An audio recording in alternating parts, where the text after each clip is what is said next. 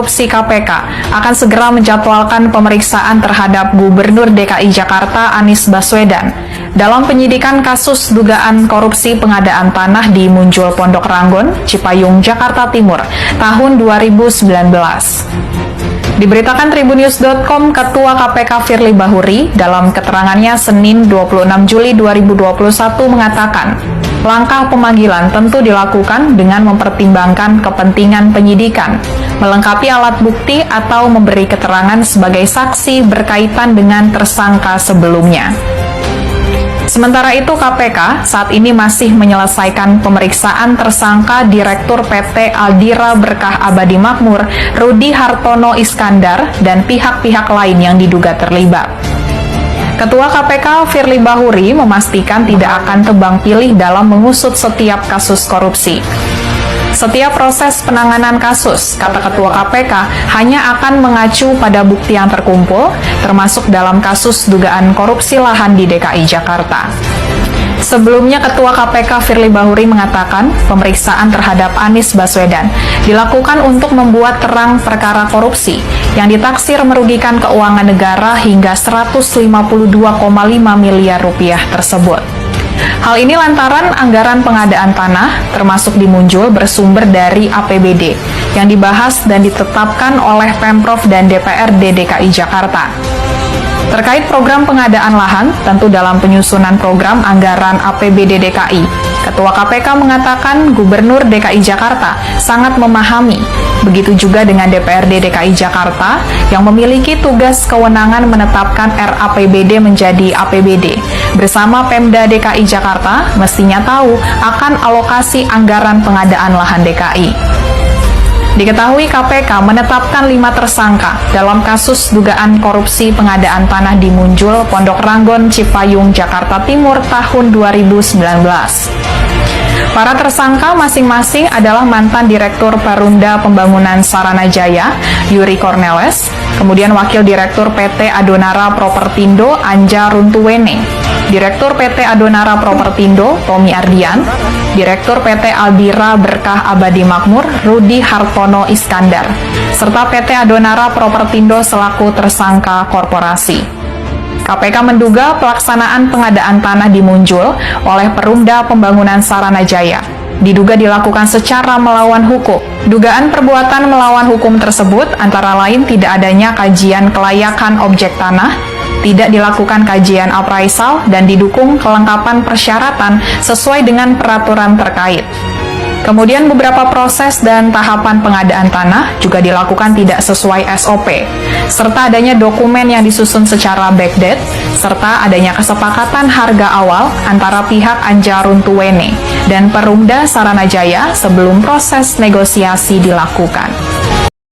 Ya, keputusan DPP Partai Nasdem dengan Ketua Umum Surya Paloh mendeklarasikan Anies Baswedan sebagai Capres 2024 ternyata membuat keanggotaan di tubuh partai menjadi renggang. Boleh dikatakan saat ini tubuh Partai Nasdem sedang tidak baik-baik saja. Di awal-awal deklarasi saja, satu persatu anggota mengundurkan diri, dan yang terbaru di Jawa Barat ribuan kader Partai Nasdem mengundurkan diri berjamaah. Memang keputusan mencalonkan Anies Baswedan ini seperti memakan buah simalakama dan bumerang pada tubuh Nasdem sendiri. Pasalnya masyarakat langsung bereaksi dengan ekspresi negatif. Sekitar 5.000 pengurus dan kader Partai Nasdem di Provinsi Jawa Barat mengundurkan diri dari partai tersebut. Pengunduran diri ini dilakukan di Hotel Grand Royal Panghegar, Kota Bandung, Jawa Barat pada Rabu 5 Oktober 2022. Sekitar 5.000 lebih lah yang menyatakan mundur dari partai ini, kata Ketua Dewan Pembina DPW Partai Nasdem Jawa Barat, Romli Atmasasmita. Selain itu ada juga dari beberapa pengurus di tingkat DPW dan organisasi sayap Nasdem juga ikut mengundurkan diri, kata Romli. Ia menuturkan rasa kecewa terhadap Partai Nasdem menjadi salah satu alasan dasar pengunduran diri para kader dan juga pengurus tersebut. Selain itu lanjut dia, alasan lainnya yang melandasi pengunduran diri para kader dan pengurus adalah dipangkasnya generasi muda yang ada di Partai Nasdem. Juga ada persoalan lainnya, yaitu kaum muda disingkirkan di Partai Nasdem. Jadi kami merasa sudah dihianati oleh partai ini. Kami sudah susah payah membangunnya dari awal, begitu dinyatakan lolos, malah banyak kaum muda yang disingkirkan, jelasnya. Ya, sementara itu Ketua Umum Partai Nasdem Surya Paloh juga sudah siap menerima resiko setelah deklarasikan Anies Baswedan sebagai Capres 2024. Yang terbaru, Nasdem mendapatkan 2 masalah secara bersamaan. Selain kader Nasdem ramai-ramai mundur, PKB juga menyoroti.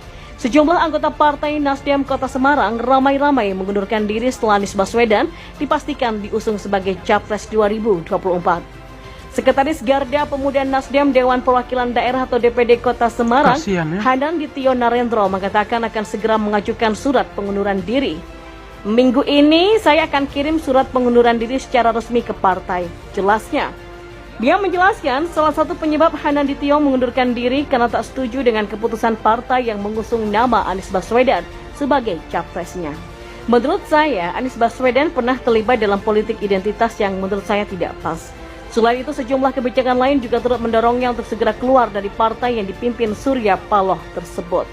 Ya, Wakil Sekretaris DPP Partai Nasdem Kota Semarang, Syafiq Pahlevi Pontoh, juga mengaku jika dirinya sudah mengundurkan diri secara resmi. Alasannya keluar dari Partai Nasdem karena pemikiran dan hati nuraninya sudah tidak sejalan dengan kebijakan partai. Menurutnya, hidup harus punya prinsip. Dia tak ingin mendapatkan kekecewaan dan menjadi sebab polemik internal di partai karena pandangan yang berbeda itu. Ngenes, setelah di PHP oleh Surya Paloh, Demokrat terus ngemis minta duetkan Anies AHY. Ditulis oleh Ferry Padli dari laman siwar.com.